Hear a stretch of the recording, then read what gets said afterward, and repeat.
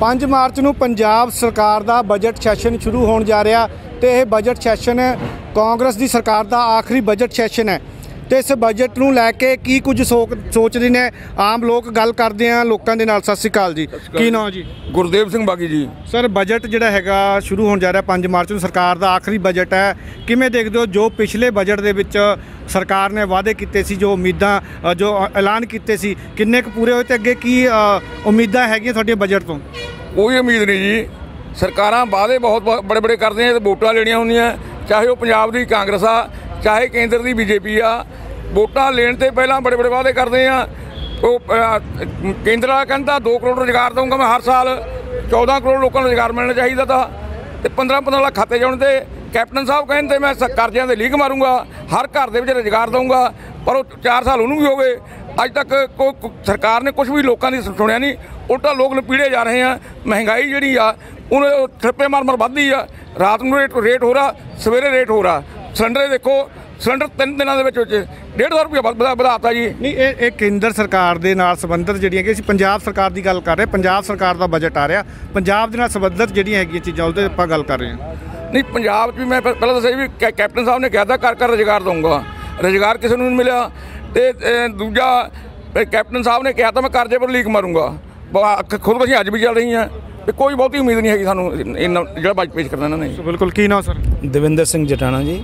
Sir, budget session 5 March ਤੋਂ ਸ਼ੁਰੂ ਹੋਣ ਜਾ ਰਿਹਾ। ਸਰਕਾਰ ਨੇ ਪਿਛਲੇ ਸਾਲ ਵੀ ਬਜਟ ਤੇ ਆਖਰੀ ਬਜਟ ਹੈ ਸ਼ਾਇਦ ਲੋਕਾਂ ਨੂੰ, ਜਿਹੜੀ ਕਿਉਂਕਿ ਇਲੈਕਸ਼ਨ ਆ ਰਿਹਾ 22 ਦੇ 7-8 ਮਹੀਨੇ ਸ਼ਾਇਦ ਬਚੇ ਸਰਕਾਰ ਦੇ, ਤੇ ਸ਼ਾਇਦ ਵੱਡੇ ਐਲਾਨ ਵੀ ਕੀਤੇ ਜਾਣਗੇ। ਕਿਵੇਂ ਦੇਖਦੇ ਹੋ ਸਰਕਾਰ ਜਿਹੜੀ ਹੈਗੀ ਆ ਬਜਟ ਦੇ ਵਿੱਚ ਕੀ ਉਮੀਦਾਂ ਹੈਗੀਆਂ ਲੋਕਾਂ ਦੇ, ਕੀ ਹੋਣਾ ਚਾਹੀਦਾ?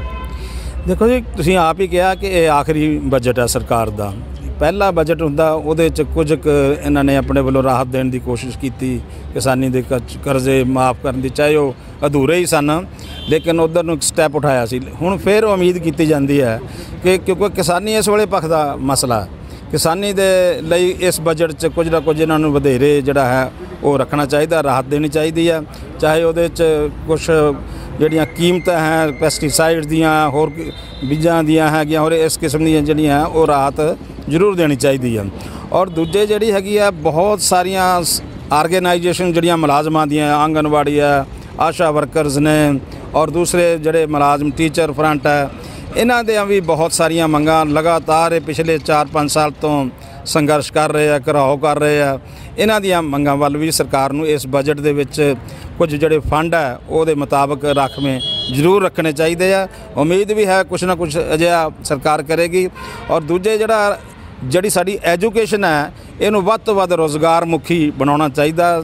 ਸਕੂਲਾਂ ਕਾਲਜਾਂ ਦੇ ਵਿੱਚ ਇਸ ਸਾਲ 'ਚ ਵੈਸੇ ਤਾਂ ਕਰੋਨਾ ਕਰਕੇ ਬਹੁਤ ਨੁਕਸਾਨ ਹੋਇਆ ਪੜ੍ਹਾਈਆਂ ਦਾ, ਲੇਕਿਨ ਜੋ ਵੀ ਹੈ ਉਸ ਨੂੰ ਇਸ ਵਕਤ ਜ਼ਰੂਰਤ ਹੈ ਕਿ ਜਿਹੜੇ ਰੁਜ਼ਗਾਰ ਮੇਲੇ ਲਾਇਆ ਵੀ ਹੈ ਸਰਕਾਰ ਨੇ, ਉਹਦੇ 'ਚੋਂ ਬੇਸ਼ੱਕ ਜਿਹੇ ਵੀ ਰਿਜ਼ਲਟ ਨਿਕਲੇ ਆ ਉਹ ਹੋਰ ਵਧੇਰੇ ਚੰਗੇ ਰਿਜ਼ਲਟ ਨਿਕਲੇ ਚਾਹੀਦੇ ਆ। ਸਰਕਾਰ ਨੂੰ ਸਰਕਾਰੀ ਨੌਕਰੀਆਂ ਵੱਲ ਵੀ ਔਰ ਪ੍ਰਾਈਵੇਟ ਅਦਾਰਿਆਂ ਦੇ ਵਿੱਚ ਵੀ ਜਿਹੜੀਆਂ ਨੌਕਰੀਆਂ ਉਹਦੇ ਲਈ ਉਹਨਾਂ ਨੂੰ ਉਤਸ਼ਾਹਿਤ ਕਰਨਾ ਬਣਦਾ। ਸਮੁੱਚੇ ਤੌਰ 'ਤੇ ਇਸ ਵਾਰ ਇਸ ਬਜਟ ਦੇ ਵਿੱਚ ਉਮੀਦਾਂ ਬਹੁਤ ਨੇ ਔਰ ਉਮੀਦ ਵੀ ਕੀਤੀ ਜਾਂਦੀ ਹੈ ਕਿ ਇਹ ਬਜਟ ਸਰਕਾਰ ਜਿਹੜਾ ਹੈ ਲੋਕ ਪੱਖੀ ਬਣਾਉਣ ਦੀ ਕੋਸ਼ਿਸ਼ ਕਰੇਗੀ। ਜੇ ਨਹੀਂ ਕਰੇਗੀ ਤਾਂ ਨੈਚੁਰਲੀ ਇਲੈਕਸ਼ਨ ਸਾਹਮਣੇ ਆ, ਉਹਦਾ ਜਿਹੜਾ ਖਮਿਆਜ਼ਾ ਉਹ ਸਰਕਾਰ ਨੂੰ ਭੁਗਤਣਾ ਪਏਗਾ।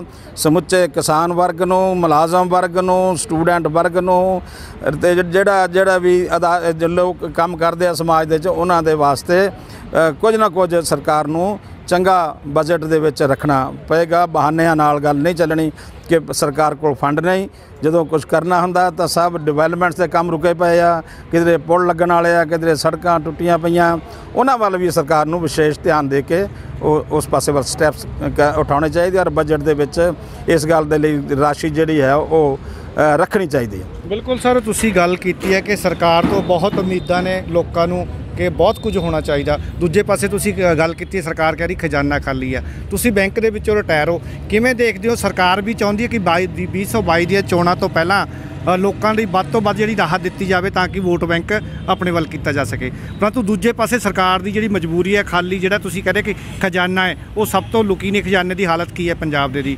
ਫਿਰ ਕਿਵੇਂ ਦੇਖਦੇ ਹੋ ਸਰਕਾਰ ਅਗਰ ਵਾਅਦੇ ਕਰਦੀ ਹੈ, ਅਗਰ ਰਾਹਤ ਦੇਣ ਦੀ ਗੱਲ ਕਰਦੀ ਹੈ ਤੇ ਖਜ਼ਾਨਾ ਅਗਰ ਖਾਲੀ ਹੈ, ਫਿਰ ਕਿਵੇਂ ਹੋਊਗਾ ਸਭ?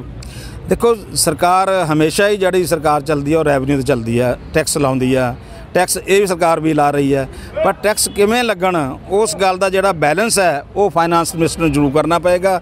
ਮੈਂ ਤੁਹਾਨੂੰ ਇੱਥੇ ਇੱਕ ਤੁਲਸੀਦਾਸ ਦੀ 2 ਲਾਈਨਾਂ ਦੱਸਦਾ ਕਿ ਤੁਲਸੀਦਾਸ ਜੀ ਨੇ ਇਹ ਗੱਲ ਕਹੀ ਸੀਗੀ ਕਿ ਟੈਕਸ ਜਿਹੜਾ ਹੈ ਇਸ ਕਿਸਮ ਦਾ ਹੋਣਾ ਚਾਹੀਦਾ ਕਿ ਜਿਹਦਾ ਸਮਾਜ ਦੇ ਉਸ ਵਰਗ ਨੂੰ ਜਾਂ ਗਰੀਬ ਵਰਗਾਂ ਨੂੰ ਮਹਿਸੂਸ ਨਾ ਹੋਵੇ ਕਿ ਮੇਰੇ 'ਤੇ ਕੋਈ ਬੋਝ ਪਾਇਆ। ਉਹਨਾਂ ਨੇ ਇੱਕ ਐਗਜ਼ਾਮਪਲ ਬੜੀ ਖੂਬਸੂਰਤ ਦਿੱਤੀ ਕਿ ਜਿਹੜਾ ਸੂਰਜ ਹੈ ਉਹ ਵੀ ਟੈਕਸ ਲਾਉਂਦਾ, ਉਹ ਪਾਣੀ ਨੂੰ ਸੋਕਦਾ ਵੀ ਹੈ, ਜਿੱਥੇ ਕਿਤੇ ਪਾਣੀ ਦਾ ਹੜ੍ਹ ਹੁੰਦਾ ਉੱਥੋਂ ਵੀ ਲੈਂਦਾ, ਔਰ ਪਾਸੇ ਸਾਰੇ ਪਾਸਿਓਂ ਪਾਣੀ ਨੂੰ ਸੁਕਾ ਕੇ ਫਿਰ ਉਦੋਂ ਬਾਅਦ ਉਹ ਜਿਹੜਾ ਪਾਣੀ ਜਿਹੜਾ ਉੱਪਰ ਲਿਜਾਂਦਾ ਫਿਰ ਉਹਨੂੰ ਡਿਸਟ੍ਰੀਬਿਊਟ ਵੀ ਕਰਦਾ, ਜਿੱਥੇ ਕਿਤੇ ਸੋਕਾ ਉੱਥੇ ਮੀਂਹ ਪੈਂਦਾ, ਉੱਥੇ ਬਹਾਰਾਂ ਪੈਦਾ ਹੁੰਦੀਆਂ, ਬਨਸਪਤੀ ਪੈਦਾ ਹੁੰਦੀ ਹੈ, ਫਸਲਾਂ ਹੁੰਦੀਆਂ।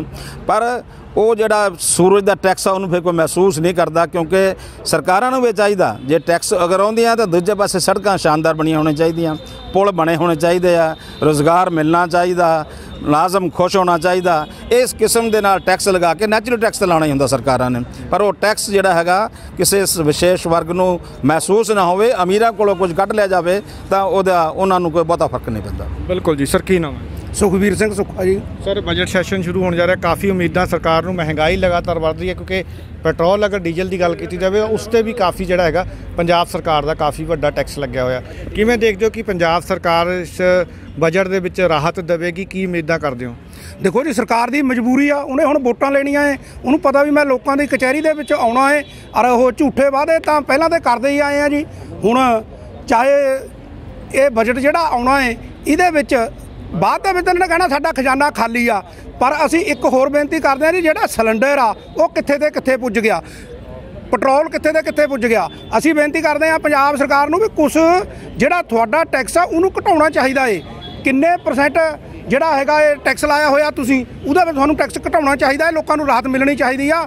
ਇਹੀ ਕਾਰਨ ਹੈਗਾ ਵੀ ਜਿੱਦਣ ਦੀ ਸਰਕਾਰ ਬਣੀ ਆ ਹਰੇਕ ਵਰਗ ਸੜਕਾਂ ਤੇ ਉਤਰਿਆ ਹੋਇਆ ਏ, ਉਹਨਾਂ ਦੇ ਬਾਰੇ ਵੀ ਸਰਕਾਰ ਨੂੰ ਸੋਚਣਾ ਚਾਹੀਦਾ ਏ। ਨਹੀਂ ਤਾਂ ਇਹ ਬੇਰੁਜ਼ਗਾਰੀ ਕਰਕੇ ਇਹੋ ਜਿਹਾ ਮਾਹੌਲ ਸਾਡੇ ਸਿਰ ਜੋ ਰਿਹਾ ਏ, ਸਾਡੇ ਬੱਚੇ ਬਾਹਰ ਨੂੰ ਜਾ ਰਹੇ ਆ, ਉਹ ਕਿਸੇ ਕੀਮਤ 'ਤੇ ਵੀ ਕਹਿੰਦੇ ਵੀ ਅਸੀਂ ਬਾਹਰ ਜਾਣਾ ਏ। ਪਰ ਜਿੱਦਣ ਦਾ ਹੁਣ ਕਿਸਾਨ ਮੋਰਚਾ ਚੱਲਿਆ ਹੈਗਾ ਏ, ਹੁਣ ਸਾਡੇ ਬੱਚੇ ਇੱਥੇ ਆਪਣੇ ਹਿੰਦੁਸਤਾਨ ਦੇ ਵਿੱਚ, ਖਾਸ ਕਰਕੇ ਆਪਣੇ ਪੰਜਾਬ ਦੇ ਵਿੱਚ, ਉਹ ਕਹਿੰਦੇ ਆ ਵੀ ਸਾਨੂੰ ਕੋਈ ਸਰਕਾਰ ਰਾਹਤ ਦੇਵੇ, ਅਸੀਂ ਇੱਥੇ ਪੰਜਾਬ ਦੇ ਵਿੱਚ ਰਹੀਏ। ਬਿਲਕੁਲ ਜੀ। ਕੀ ਨਾਮ ਸਰ? ਗੁਰਮੇਲ ਸਿੰਘ ਬਾੜਾ। ਸਰ ਕਿਵੇਂ ਦੇਖਦੇ ਹੋ ਬਜਟ ਸੈਸ਼ਨ 5 ਤਰੀਕ ਨੂੰ ਜਿਹੜਾ ਹੈਗਾ ਆ ਰਿਹਾ ਸਰਕਾਰ ਦਾ, ਕੀ ਉਮੀਦਾਂ ਰੱਖਦੇ ਹੋ, ਕੀ ਕੁਝ ਹੋਣਾ ਚਾਹੀਦਾ? ਦੇਖੋ, ਸਭ ਤੋਂ ਜਿਹੜੀ ਜ਼ਰੂਰੀ ਗੱਲ ਹੈਗੀ ਹੈ, ਪਹਿਲਾਂ ਤਾਂ ਇਹ ਜਿਹੜੀ ਸਾਡੀ ਪੋਲੀਟੀਕਲ ਲਾਈਨ ਹੈ, ਪੋਲੀਟੀਕਲ ਲੌਬੀ ਹੈ, ਇਹਨੂੰ ਇਮਾਨਦਾਰ ਹੋਣਾ ਚਾਹੀਦਾ, ਔਰ ਜਿਹੜਾ ਨਿੱਜੀ ਹੱਥ ਹੈਗਾ, ਨਿੱਜੀ ਸਵਾਰਥ ਹੈ, ਉਹਨੂੰ ਘਟਾਉਣਾ ਚਾਹੀਦਾ, ਛੱਡਣਾ ਤਾਂ ਹੈ ਹੀ ਨਹੀਂ ਇਹਨਾਂ ਨੇ। ਉਹ ਨਿੱਜੀ ਹਿੱਤ ਨੂੰ ਛੱਡ ਕੇ, ਘਟਾ ਕੇ, ਛੱਡਣਾ ਤਾਂ ਨਹੀਂ, ਘਟਾ ਕੇ ਲੋਕਾਂ ਦਾ ਹਿੱਤ ਅੱਗੇ ਲਿਆਉਣਾ ਚਾਹੀਦਾ। ਪਰ ਜਿਹੜੀ ਵੀ ਸਰਕਾਰ ਆਉਂਦੀ ਹੈ, ਜਿਹੜੀਆਂ ਹੁਣ ਇੰਨੇ 70-72 ਸਾਲ ਲੰਘ ਗਏ ਹੈ, ਉਹ ਇੱਕ ਲੋਕ ਲੁਭਾਊ ਫੈਸਲੇ ਲੈਂਦੀਆਂ, ਮੌਕੇ ਪਰ ਲੋਕਾਂ ਨੂੰ ਕਿਹਨੇ ਲੁਭਾਉਣਾ ਹੈ। ਹੁਣ ਜਿਹੜਾ ਬਜਟ ਆਉਣਾ ਉਹਦੇ 'ਚ ਰੱਖ ਦੇਣਾ, ਪਰ ਜਿਹੜਾ ਸਰਕਾਰ ਕੋਲ ਸਰਮਾਇਆ ਆਉਣਾ ਉਹਦੀ ਲੁੱਟ ਕਰ ਰਹੇ ਆ। ਹੁਣ ਤੁਸੀਂ ਵੀ ਦੇਖ ਲਓ, ਪੰਜਾਬ 'ਚ ਦੇਖ ਲਓ, ਪਹਿਲਾਂ ਜਦ ਅਕਾਲੀ ਭਾਜਪਾ ਸਰਕਾਰ ਰਹੀ, ਜਦੋਂ ਇਹ ਕਾਂਗਰਸ ਰੌਲਾ ਪਾਉਂਦੀ ਸੀ, ਰੇਤਾ ਲੁੱਟ ਲਿਆ ਜੀ, ਆ ਬੱਸਾਂ ਪ੍ਰਾਈਵੇਟ ਹੋ ਗਈਆਂ, ਸਭ ਕੁਝ ਹੋ ਗਿਆ। ਵੀ ਜਿਹੜਾ ਜਿੱਥੋਂ ਸਰਕਾਰ ਨੂੰ ਆਮਦਨ ਹੋਣੀ ਹੈ, ਜੇ ਉਹ ਰਾਜਨੀਤਿਕ ਬੰਦੇ ਉਹਨੂੰ ਲੈ ਲੈਣਗੇ, ਜੇ ਰਾਜੀ ਵਪਾਰੀ ਬਣ ਗਿਆ, ਫਿਰ ਜਨਤਾ ਨੂੰ ਕਿਆ ਮਿਲ ਜੂਗਾ। ਅੱਛਾ, ਅਕਾਲੀ ਸਰਕਾਰ ਬਦਲੀ, ਉਹੀ ਗੱਲ ਹੁਣ ਸਾਰੀ ਕਾਂਗਰਸ ਦੀ ਚੱਲਦੀ ਹੈ। ਕਿਵੇਂ ਆਪਣਾ ਰੋਪੜ ਜ਼ਿਲ੍ਹਾ ਹੈਗਾ, ਇੱਥੇ ਦੇ ਲਓ ਰੇਤੇ ਦਾ ਸਭ ਕਾਸੇ ਲੁੱਟ ਰਹੀ ਹੈ। ਉਹ ਹੁਣ ਬਜਟ ਵਿੱਚ ਤਾਂ ਰੱਖ ਦੇਣਗੇ ਪ੍ਰੋਵੀਜ਼ਨਾਂ, ਪਰ ਲਾਗੂ ਤਾਂ ਹੁੰਦੀਆਂ ਨਹੀਂ ਹੈਗੀਆਂ। ਉਹ ਤਾਂ ਲੋਕਾਂ ਨੂੰ ਇੱਕ ਲੁਭਾਉਣ ਵਾਲੀ ਗੱਲ ਹੈਗੀ ਹੈ। ਬਾਕੀ ਸਾਨੂੰ ਤਾਂ ਕੋਈ ਆਸ ਨਹੀਂ ਹੈਗੀ ਹੈ, ਜਦ ਤਾਈਂ ਇਹ ਇਮਾਨਦਾਰ ਨਹੀਂ ਹੁੰਦੇ ਔਰ ਇਹ ਸੋਚਦੇ ਨਹੀਂ ਹੈਗੇ ਵੀ ਜਨਤਾ ਨੂੰ ਕੁਝ ਦੇਣਾ ਹੈਗਾ, ਜਦ ਤਾਈਂ ਕੋਈ ਉਮੀਦਾਂ ਨਹੀਂ ਹੈਗੀਆਂ ਵੀ ਇਹ ਰੱਖਣਗੇ। ਕੀ ਨਾਮ ਜੀ? ਹਰਦੇਵ ਸਿੰਘ ਖੇੜੀ। ਕਿਵੇਂ ਦੇਖਦੇ ਹੋ ਸਰ ਜਿਹੜਾ ਆਖਰੀ ਬਜਟ ਜਿਹੜਾ ਪੇਸ਼ ਕਰਨ ਜਾ ਰਹੀ ਹੈ ਪੰਜਾਬ ਦੀ ਕਾਂਗਰਸ ਸਰਕਾਰ, ਕਿ ਲੋਕਾਂ ਦੀਆਂ ਉਮੀਦਾਂ ਤੇ ਖਰਾ ਉਤਰੂਗੀ ਸਰਕਾਰ? ਇਹ ਤੇ ਕੋਈ ਉਮੀਦ ਨਹੀਂ ਵੀ ਖਰਾ ਉਤਰੇਗੀ, ਕਿਉਂਕਿ ਇਹਨਾਂ 2 ਗੱਲਾਂ ਤੇ ਹੁਣ ਗੱਲ ਖੜੀ ਹੈ। ਇੱਕ ਤਾਂ ਕਰਜ਼ਾ ਮਾਫੀ, ਦੂਜਾ ਹੈਗਾ ਪੈਨਸ਼ਨ, ਜਿਹੜੀ ਬੁਢਾਪਾ ਪੈਨਸ਼ਨ ਆ, ਇਹਨੇ ਕਿਹਾ ਸੀ ਮੈਂ 2500 ਕਰਾਂਗਾ, 3000 ਕਰਾਂਗਾ, ਉਹ ਕੀਤੀ ਨਹੀਂ। ਤੇ ਕਰਜ਼ਾ ਮਾਫੀ ਦੀ ਸਾਰੀ ਗੱਲ ਖੜੀ ਆ। 4 ਲੱਖ ਕਿਸਾਨ ਖੁਦਕਸ਼ੀਆਂ ਕਰ ਚੁੱਕਿਆ, ਬਹੁਤ ਗੰਭੀਰ ਸਥਿਤੀ ਆ। ਜੇ ਇਹਨਾਂ ਕਰਜ਼ਾ ਮਾਫੀ ਨਾ ਕਰੀ, ਚਲੋ ਹੁਣ ਲੋਕਾਂ ਦੀ ਮਜਬੂਰੀ ਹੈ ਵੀ ਉਹਨਾਂ ਨੂੰ ਆਲਟਰਨੇਟਿਵ ਨਹੀਂ ਕੋਈ, ਨਹੀਂ ਨੂੰ ਇੱਕ ਵੀ ਵੋਟ ਨਾ ਪਵੇ। ਬਜਟ ਤੋਂ ਸਾਨੂੰ ਕੋਈ ਆਸ ਨਹੀਂ, ਮੇਰੇ ਖਿਆਲ ਇਹ ਨਹੀਂ ਕਰੇਗਾ। ਤੁਸੀਂ ਕਿਵੇਂ ਕਹਿ ਸਕਦੇ ਲੋਕਾਂ ਦੇ ਕੋਲ ਬਦਲਾਅ ਨਹੀਂ ਹੈਗਾ, ਕਿਉਂਕਿ ਹੋਰ ਵੀ ਸਿਆਸੀ ਪਾਰਟੀਆਂ ਹੈਗੀਆਂ ਕਈ ਵੀ ਉਹ ਇਸ ਤੋਂ ਵੀ ਵੱਧ ਨੇ। ਲੋਕਾਂ ਨੇ 70 ਸਾਲ ਦਾ ਤਜਰਬਾ ਇਹ ਕਰ ਲਿਆ। ਅਕਾਲੀਆਂ ਦਾ ਉਹਨਾਂ ਕਦੇ ਵੀ ਕਿਸਾਨਾਂ ਬਾਰੇ ਸੋਚਿਆ ਹੀ ਨਹੀਂ ਹੈ। ਕਿਸਾਨਾਂ ਦੇ ਕਰਜ਼ਾ ਮਾਫੀ ਬਾਰੇ ਬਿਆਨ ਵੀ ਨਹੀਂ ਦਿੱਤਾ। ਸੁਖਬੀਰ ਬਾਦਲ ਮਾਰਦਾ ਫੜਾਂ, ਉਹਨੇ ਕਦੇ ਵੀ ਨਹੀਂ ਗੱਲ ਕਹੀ ਇਹ ਵੀ ਮੈਂ ਕਰਜ਼ਾ ਮਾਫ ਕਰੂੰਗਾ ਕਿਸਾਨਾਂ ਦਾ ਜਾਂ ਪੈਨਸ਼ਨਾਂ ਵਧਾਊਂਗਾ। ਆਪ ਤਾਂ ਬਾਦਲ ਲੈਂਦਾ 6 ਲੱਖ ਪੈਨਸ਼ਨ, ਕਿਸਾਨਾਂ ਨੂੰ ਮਿਲੀ 750 ਹਜ਼ਾਰ ਦਾ ਅੰਕੜੇ ਹੀ ਡਾਤਾ।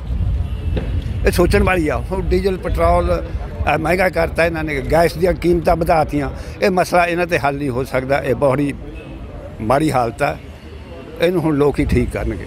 ਸੋ ਬਿਲਕੁਲ ਆਮ ਲੋਕਾਂ ਨੂੰ ਸਰਕਾਰ ਦੇ ਇਸ ਆਖਰੀ ਬਜਟ ਸੈਸ਼ਨ ਤੋਂ ਕਾਫੀ ਉਮੀਦਾਂ ਨੇ। ਹੁਣ ਦੇਖਣਾ ਹੋਵੇਗਾ ਕਿ ਕਾਂਗਰਸ ਦੀ ਸਰਕਾਰ ਲੋਕਾਂ ਦੀਆਂ ਉਮੀਦਾਂ 'ਤੇ ਖਰੀ ਉਤਰਦੀ ਹੈ ਜਾਂ ਨਹੀਂ।